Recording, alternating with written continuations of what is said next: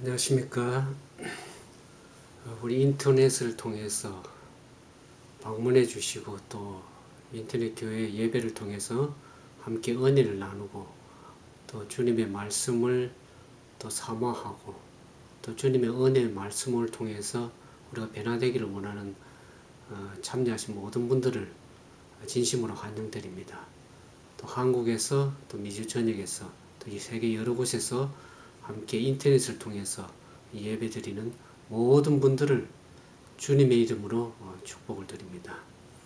오늘은 창세기 30장에 있는 말씀을 통해서 우리가 어떻게 행복을 좀 얻을 수 있을까? 행복은 우리의 노력으로 얻어지는 것이 아니라 하나님의 전적인 은혜로 얻어지는 그와 같은 교훈을 오늘 배우기 위해서 창세기 3장을 함께 살펴보도록 하겠습니다.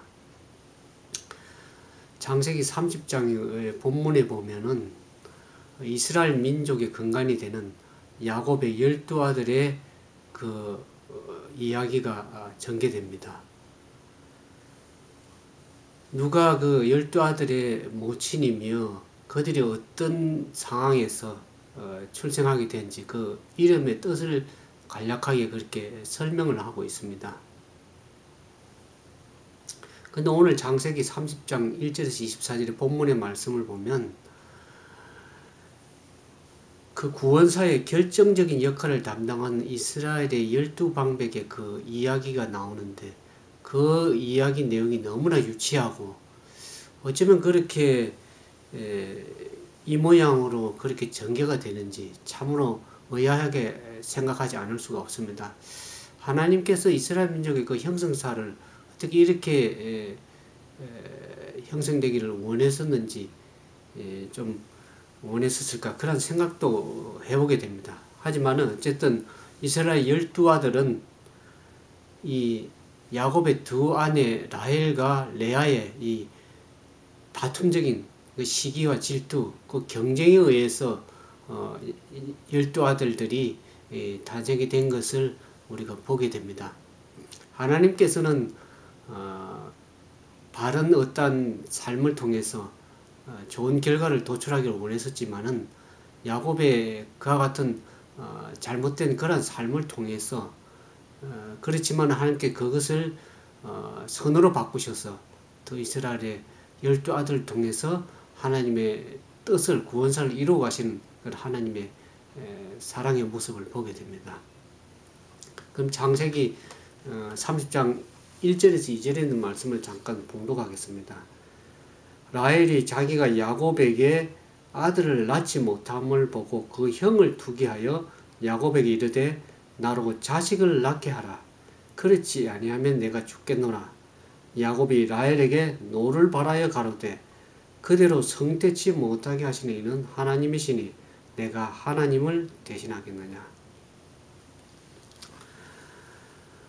라헬은 야곱의 사랑을 무척 많이 받았습니다. 그렇지만 그녀에게 문제점은 자녀를 출산하지 못한다는 거죠. 그 형 레아는 자녀들을 잘 생산하는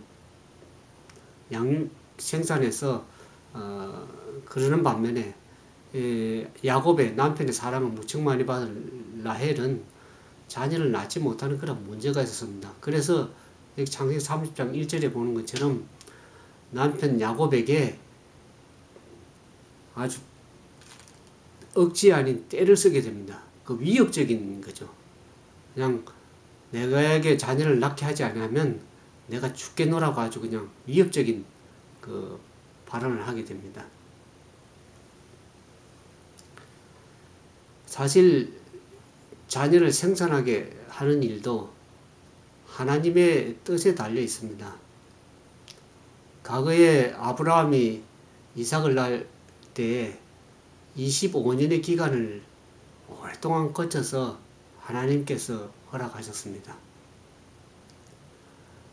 이삭이 두 아들을 낳을 때 20년간 기다려서 기도하면서 하나님께서 두 자녀들 에서와 야곱을 그렇게 허락하셨습니다.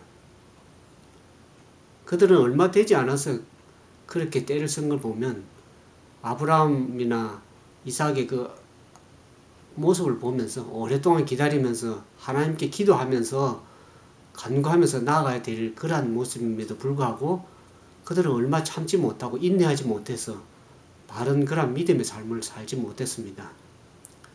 야곱은 어떻습니까? 야곱은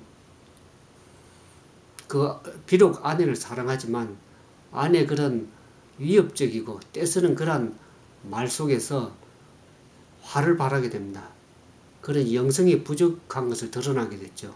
그가 참으로 할아버지 아브라함이나 아버지 이삭을 바라보면서 그가 진정으로 하나님을 의지하고 하나님께 나아가면서 자녀를 구하기를 그렇게 기도하자고 아내에게 믿음의 말을 했어야 함에도 불구하고 그렇게 하지 못하고 아내를 사랑치 못하는 그런 말을 한 걸 보면 그에게도 믿음이 부족한 걸 알 수 있습니다. 그래서 함께 기도하고 하나님께 전적으로 나아감으로써 하나님의 시간에 맞춰서 하나님께서 자녀를 허락하시는 것을 바라보면서 그렇게 믿음으로 나아갔어야 됨에도 불구하고 그들이 믿음의 부족을 나타낸 것을 오늘 보게 됩니다. 그래서 이 3장 2절에 보면은 야곱이 3절에 보면 라헬이 가로되 나의 여종 빌하에게로 들어가라. 그가 아들을 낳아 내 무릎에 두리니 그러면 나도 그를 인하여 자식을 얻겠노라 하고 그 시녀 빌하를 남편에게 첩으로 주며 야곱이 그에게 들어갔더니 빌하가 잉태하여 야곱에게 아들을 낳은지라. 라헬이 가로되 하나님이 내 억울함을 베푸시려고 내 소리를 들으사 내게 아들을 주셨다고 이로 인하여 그 이름을 단이라 하였으며. 이 라헬이 자녀를 출산하지 못함으로 말미암아서 이제는 그 종 시녀를 빌하를 남편에게 첩으로 주어서 대리만족, 자녀를 출산해서 대리만족을 얻고자 하고 그렇게 했습니다. 사실 이 방법은 하나님의 방법이 아니라 인간의 방법입니다. 어떤 편법을 사용해서 어떤 문제를 해결하고 자기 얻고자 하는 것을 얻으려고 할 적에는 그 시작이 바른 시작이 아니고 불행의 시작이라고 할 수 있겠습니다. 우리의 믿음은 어떤 편법적인 신앙이 아니라 하나님이 원하시는 방법, 하나님의 뜻대로 하는 그러한 문제를 해결할 적에 그것이 불완전한 그러한 문제에서 완전한 그러한 문제를 해결하는 그런 하나님의 뜻인 것을 우리가 이해해야 됩니다. 결국 인간의 방법을 사용했을 때 그것은 불완전한 해결이기 때문에 결국 불행한 그러한 삶을 살아갈 수밖에 없겠죠. 그래서 라헬의 방법은 하나님의 방법을 기다리기보다는 인간의 방법을 통해서 어떤 문제를 해결하려고 했습니다. 야곱도 그릇된 신앙관의 모습이죠. 아내가 그와 같이 종을 줘서 첩을 삼켰을 때 그것이 아니라고 단호하게 거절하고 하나님의 방법으로 하나님의 뜻을 기다리는 것을 제안했어야 함에도 불구하고 그도 동의하고 그렇게 한 것을 보면 야곱도 믿음의 부족이요 잘못된 그런 방법을 택하지 않았나 그렇게 생각이 됩니다.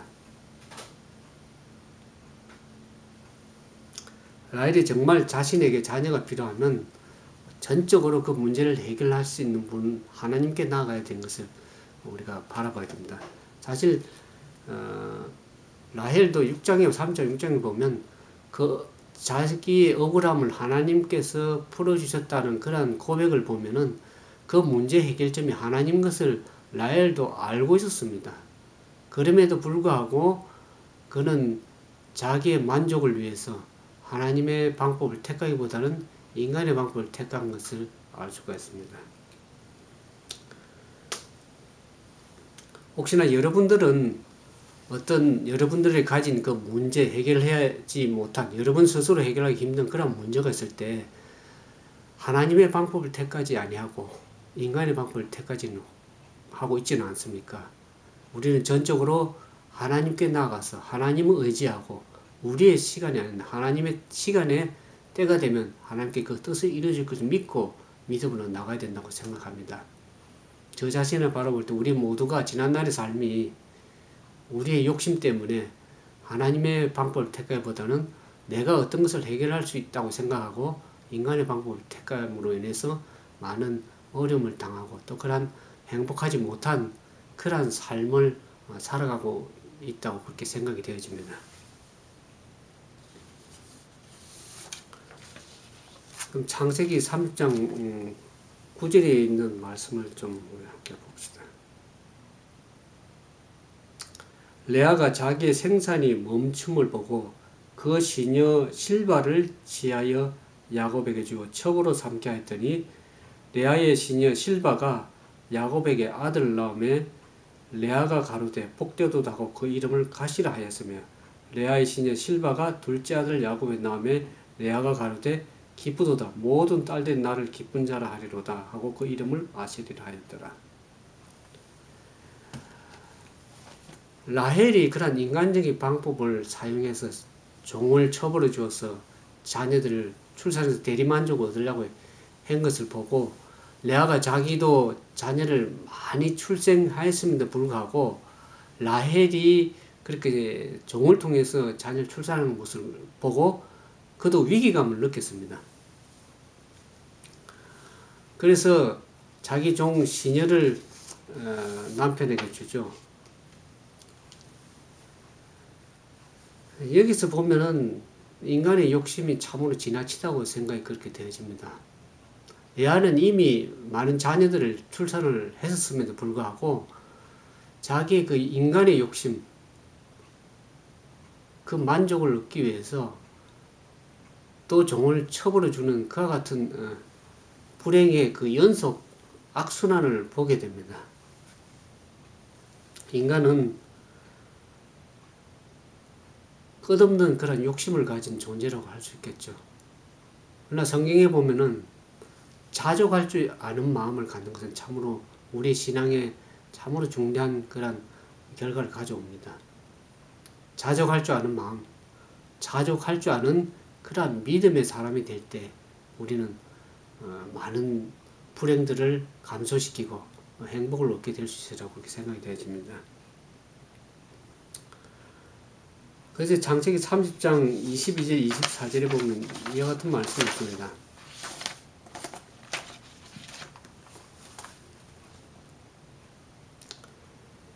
하나님이 라헬을 생각하신지라 하나님이 그를 들으시고 그 태를 여신고로 그가 잉태하여 아들을 낳고 가로되 하나님이 나의 부끄러움을 씻으셨다 하고 그 이름을 요셉이라 하니 여호와는 다시 다른 아들을 내게 더하시기를 원하노라 하였습니다. 하나님께서 그분의 때에 맞춰서 태를 여셨습니다. 인간의 시간이 아닌 하나님이 원하시는 그 시간에 그에게 그 문제를 해결할 수 있는 그런 길을 여셨습니다.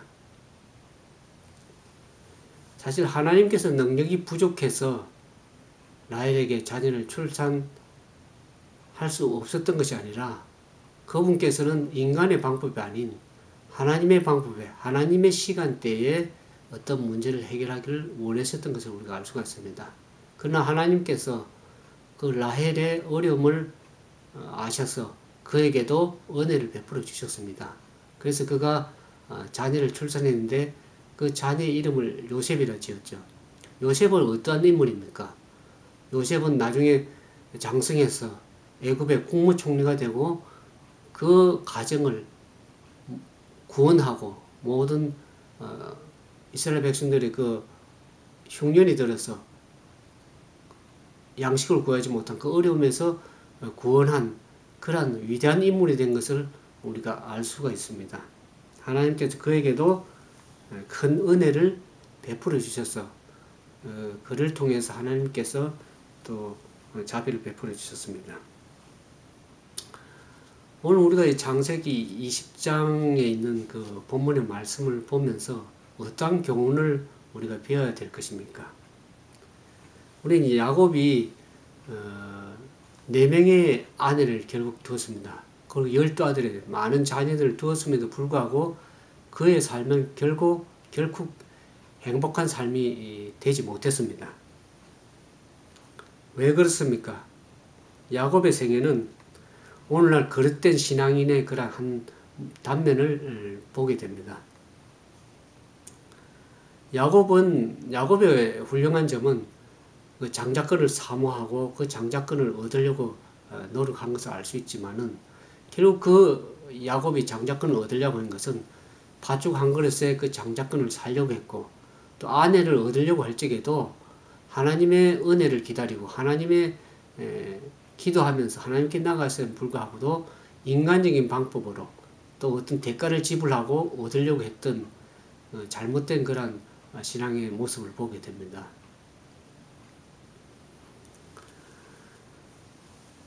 사실 이삭은 그 아버지 이삭이 아내 리브가를 얻을 때 참으로 믿음으로 하나님의 섭리로 그 아내를 순적히 만나고 또 결혼 생활을 한 것을 알 수 있습니다. 그럼에도 불구하고 야곱은 어떻습니까?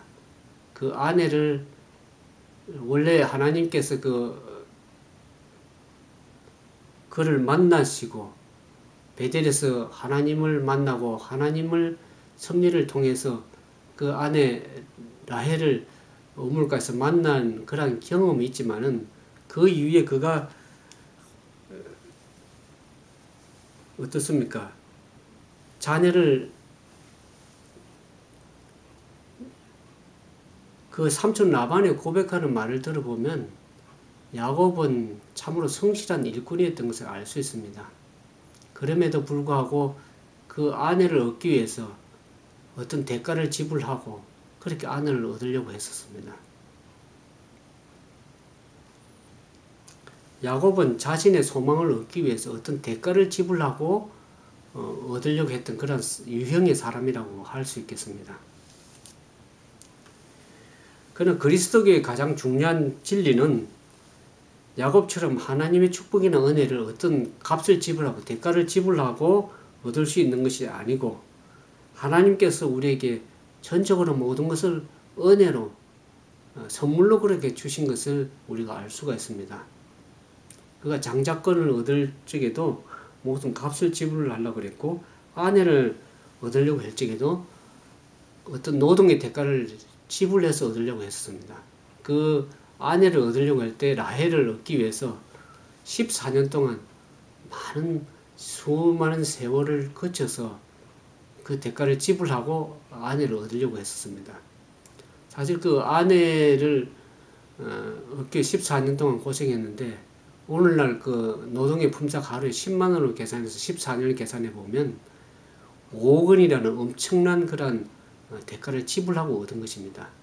그래서 아마 야곱이 아내를 바라볼 적에 어떤 모습으로 바라보겠습니까? 어떤 많은 값을 지불하고 그렇게 얻은 아내라고 생각이 되어질 때 그 아내를 주신 하나님께 대한 은혜를 여기지 못하고 어떤 대가를 지불하고 얻었다고 생각했기 때문에 많은 그런 은혜를 모르고 행복하지 못한 그런 삶을 살게 되었을 것이라 생각이 되어집니다. 행복은 결국 비싼 대가를 지불하고 얻어지는 것이 아니라 전적으로 하나님의 은혜로 주어지는 것입니다. 우리의 삶의 모든 것이 우리의 노력으로만 얻어지는 것이 아니라 전적인 하나님의 은혜로 우리가 살고 먹고 일하고 존재하는 모든 것이 전적인 하나님께서 우리에게 주신 은혜라고 받아들일 때 우리는 그것을 감사히 받고 또 행복한 그러한 가정생활, 그러한 삶을 누리게 되리라고 그렇게 생각이 되어지는 것입니다.